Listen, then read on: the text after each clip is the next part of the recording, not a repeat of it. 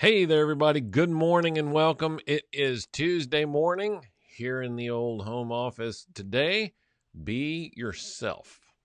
How's that going to play? Well, stick around right after this. I'll explain it to you.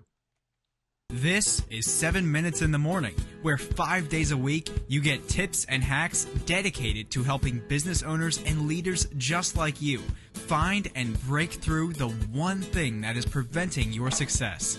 And now, here's the host of 7 Minutes in the Morning and your results coach, Thom Rigsby.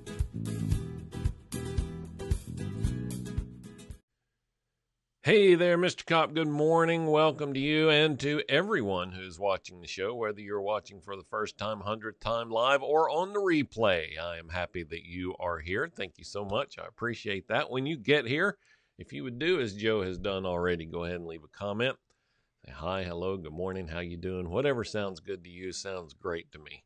Let's go ahead and drop that in the comment. And then by the time we are done today, if you have gotten any value at all whatsoever out of our time together, I would appreciate the old heart, stars, thumbs up, likes, whatever's appropriate in the venue where you're watching or listening. And I point that out because this is being multicast out to lots of different destinations. So we're really just trying to be where you want to listen. So whether it's Facebook, YouTube, favorite podcast catcher, tune in on your smart speaker, it's in all those places. Hey, Mr. Olson, good morning to you. All right. So, quote of the day today. Oops, and I got off. Oh, man, I got off the screen. Here, I got it right here. Quote of the day from Oscar Wilde. Don't you love it how I'm able to pull in these quotes from people you wouldn't think are good business quotes? Be yourself. Everyone else is already taken. Be yourself. Everyone else is already taken. When times get tough, like they have been for the last 2 months, right? And we start thrashing around, trying to come up with ideas, working diligently to help our customers and keep our own heads above water. Sometimes it's really easy to see other people doing something, go, oh man, that's a great idea. I'm going to do that. The problem is, and yes, we should definitely pay attention to what other people are doing. Our competitors, remember, competitors are, anybody who's getting the dollar today that you want tomorrow. That means someone who's serving your market, solving a problem for them at a profit or for revenue. You need to pay attention to what they're doing. If you sell apples and they're selling oranges, there's still competition, right? Okay. Now, with that out of the way, yes, we should pay attention to what they're doing, but we can't, oh, excuse me. Got excited. We can't always copy them because we're not them. Right? Does that make sense? You've heard me say this hundreds of times maybe by now. You are uniquely gifted, talented, and placed right here, right now for a reason. And so am I, and so is everybody else.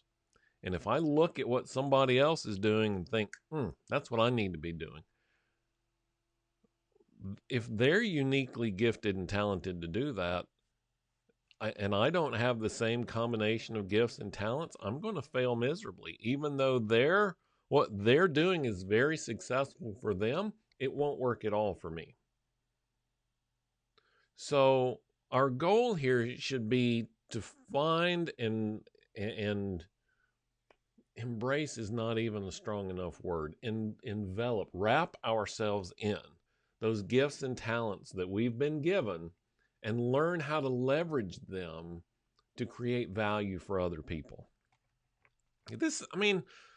Look, this is not complicated, right? We make it into this big thing, but it's really not. Commerce is the exchange of value between two people. Value is in the eye of the buyer. So whatever they think is valuable is valuable. It doesn't matter what the textbook says. It doesn't matter what some guy on YouTube says. What matters is the person who thinks what you do is valuable. Now, you'll get into trouble if you think it's more valuable than they do. But that's a story for another day. I want you today to really get a grasp on the value that you create, the gifts and talents that you have that make a difference in the world. I'm gonna throw Joe in the spotlight here for a minute, but I've done it before and he hadn't objected, so I'm gonna keep going. Joe is uniquely gifted and talented to think on his feet and to identify the pain points of the person that he's talking to and match their pain point with a value creator, either himself or someone else. You know, I know somebody who can help you with that. Would it be okay if I called and introduced you? Yeah, sure, that'd be awesome. Right? I mean, that's a gift and talent that he has that other people don't have. And sometimes you can learn that skill, right? People can learn how to paint, and then there are people that just know how to paint, right? I mean, you've seen them, right? Here's the one that really irritates me. Oh, did you take piano lessons growing up? No, I just kind of picked it up. I just play by ear. I can't even really read music. What? God. So find that unique combination. Find how to leverage that to create value for other people. And then there's absolutely zero defect in the proposition that you can charge people where you create value for them. Now, we get into trouble where we try to charge and don't create value, right? But if you're creating value for someone, and remember, who gets to define value? They do. That's right. If you're creating value for that person, there is zero problem with charging for them at the point of value. And that is how you leverage your gifts and talents that you have, not the ones I have or Joe or anybody else, the gifts that you have to create value for other people, to create an income for yourself. The best vehicle for doing that is your own business, but you can do that as an employee as well. Just think about the work that you do in that way, and you'll do great things. So today, your takeaway for today, I want you to figure out those gifts and talents, and then start making a plan on how you're going to leverage them, what makes you unique, and how you can leverage that in your business. Even if you've had a business for 10 years, I want you to go through this exercise and ask yourself, are you leveraging the gifts and talents, or are you just doing, whatever? And I'll give you this one last thing here real quick. The insidious part of this is because we're gifted and talented, it seems easy to us, and we think, nobody's going to pay for that. That's because it's easy for you, not for me. I love using Bob Ross as the example here, right? I mean, he could just slap some paint up there and all of a sudden there's a tree and a friendly little bird and a lake and a mountain, right? I slap paint up there and it's, looks like I have a digestive problem. I mean, look, people are talented. And just because it's easy for you doesn't mean that it's easy for everybody. And people pay for convenience. People pay for value. All right, that's it for today.